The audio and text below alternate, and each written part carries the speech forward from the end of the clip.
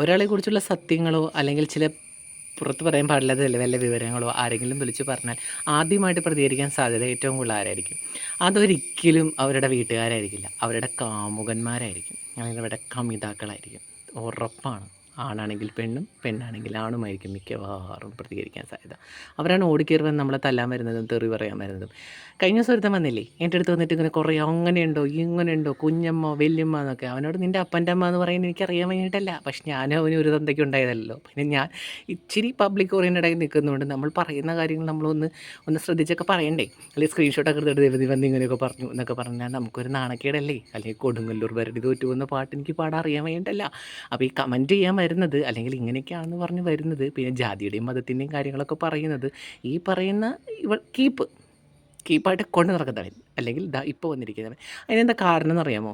ഇവൻ്റെ മുമ്പിലേക്ക് എത്തിയിരിക്കുന്ന ഈ ചേച്ചി ഒരപ്സരസാണ്. ഇപ്പോൾ കിട്ടിയിട്ടല്ലേ ഉള്ളൂ.